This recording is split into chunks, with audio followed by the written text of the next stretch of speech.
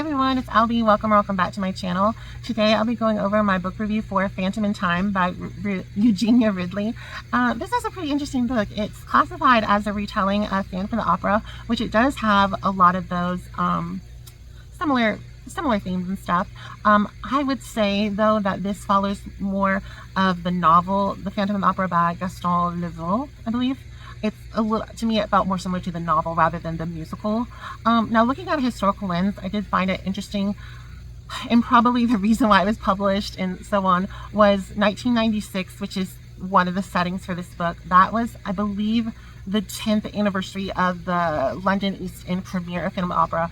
So I know the 10th anniversary was huge. My parents actually saw it at the Kennedy Center. There's a picture of them in this backyard on the way to see Phantom of the Opera in 1997, because it came to US in 87, so I believe. But yeah, so that's really cool. I think from a historical lens, it was probably planned for around the 10th anniversary because there was such hype about Phantom of the Opera.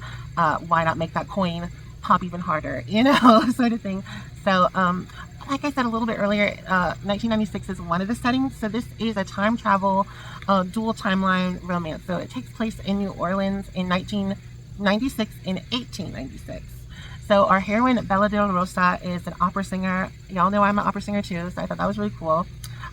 She has a really bad issue with confidence. She doesn't like to sing the lead roles.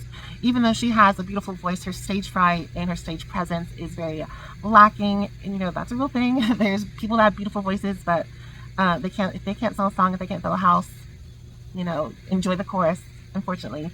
So that's the sort of life Bella is headed towards. But when she gets to the opera house in New Orleans, she sees a man and she's like, I think that's a ghost. And yes, it is. It is a ghost. It's the ghost of Jaques Le Fauvre or something like that. I think it's like French for fever, so Le Fauvre. So she sees Jacques and is like immediately betwixt, bothered, and bewildered by him. And he, so much so, is interested in her. And I will say the time, like the what's it called? The time jump, the time travel, to me was a little bit confusing. I was like reading it and I was like, she fell in a box and she's here? Okay. So, you know, there's not really an easy way to do time travel. I mean, right now, I don't think we really time travel. I don't think that exists. You know, if it does, that's really awesome. But, you know, it's a little confusing. But I did like the story. So it was a romance. It was a dated romance, but Jacques was kind of a jerk. Like, I didn't feel like the characters were genuinely interested in one another. I felt like it was romantic and stuff, but it wasn't like, I didn't know why they were so drawn to one another, why Bella felt the need to protect and keep Jacques safe. So we know that Jacques is murdered in 1896, and so she thinks, ooh, I can stop him, I can save him from whatever trouble's going to happen.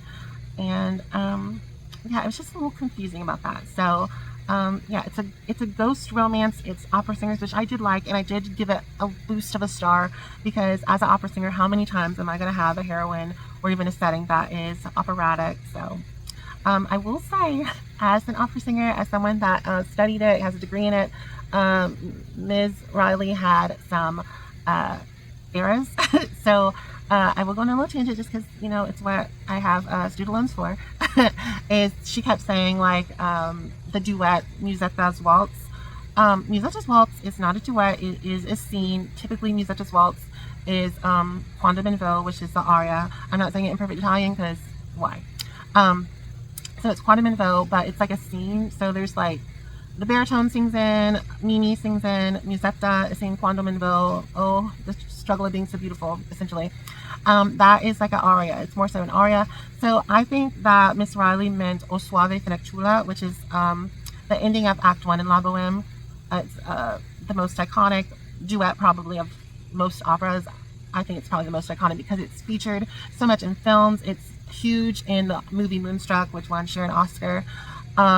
It's just beautiful aria, beautiful duet. Lord, I'm messing up. But I think she meant O Suave Fenecciula rather than Musetta's Waltz, which was mentioned like 3 times. Like, no, that's not right. So yeah, that was wrong. There's a few other things. Oh, she had Jacques singing Don Giovanni. Don Giovanni is a baritone. It's actually a bass baritone. And if Jacques is like this megastar, like Pavarotti tenor, he wouldn't sing Don Giovanni. He wouldn't really even sing, what's his name? Ottavio from Don Giovanni, the tenor role. He wouldn't sing that.